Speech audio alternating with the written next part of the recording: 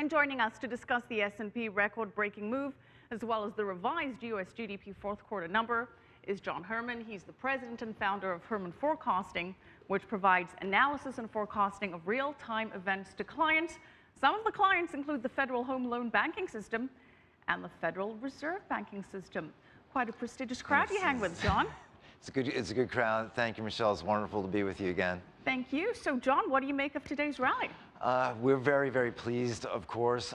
We think actually there's a very strong underpinning and background for the rally, and we look for it to continue over the next year or 2 years. So although people have been fretting with this high, and we've been trading in and out of the high for the last month or so, I think we're going to gain enough momentum and strength over the next 12 to 18 months where we're going to push this market much higher. How much higher?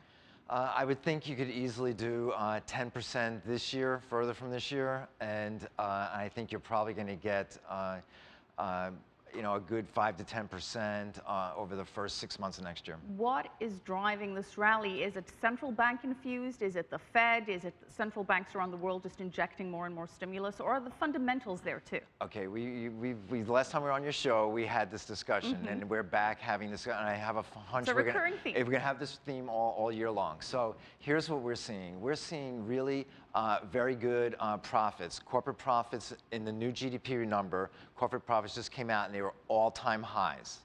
And the economy continued to grow this quarter, so what we're going to see when we finally get the first quarter numbers, we're also going to see higher revenues, better corporate profits, better margins, higher personal income. We're going to get all the factors working together. So we just, we remain pretty bullish here, and we think the Fed's stimulus is really helping, but there's just many things working right now.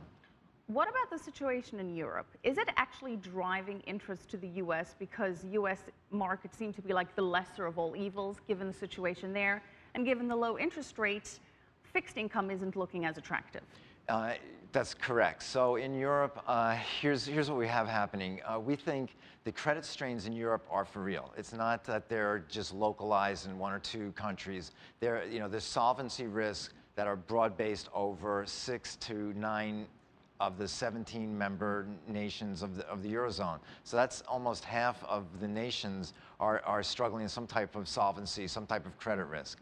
So at this point, fixed income investors around the world have to ask themselves, all right, number one, there's clearly currency risk being in the euro, number one. Number two, those sovereign debt, those sovereign securities have a whole bunch of credit risk associated with it.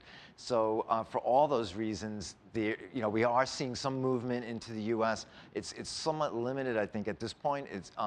But periodically it becomes stronger. But I think in general, what the U.S. can say, what the U.S. offers the international investor is that we offer a very uniform political structure across all of our 50 states, and things are not so uniform in Europe. Right. We have a even though we have our own political situation in Washington and an impasse over there. Absolutely, there's impasse and there's a standoff that's going on there.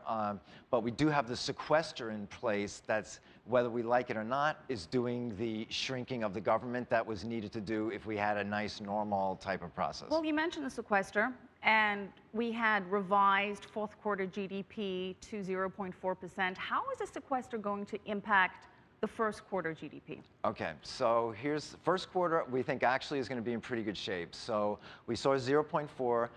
There was a big decline in government spending that pulled it down, and inventories shrunk under just some uncertainty. So first quarter, we're estimating very close to 3%, and we wouldn't be surprised if GDP growth exceeded 3% in the first quarter. Could print 3.1. That is a major jump from 0.4%. It's a major jump. So part of it is an inventory swing.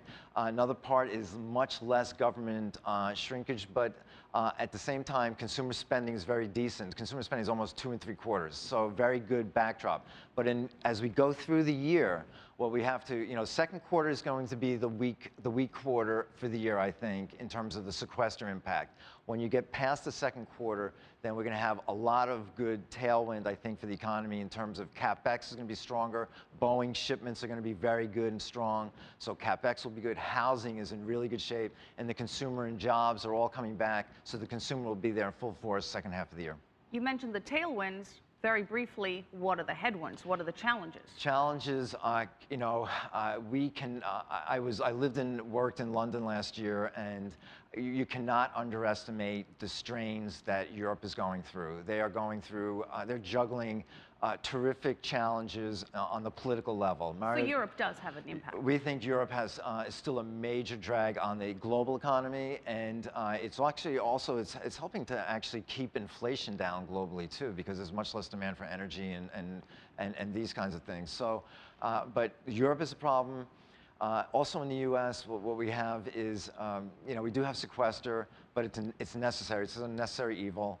But in general, we're still at a part where we're not quite fully taking on risks at the business level and households. We're still pretty cautious. We're still deleveraging, and that will be with us for another year to 2 years. But I'm telling you, as we go forward, every year we can see the progress with deleveraging. Every year we see the progress on the housing market. And Chairman Bernanke's well clued in. He keeps pushing, the economy to where we need to go.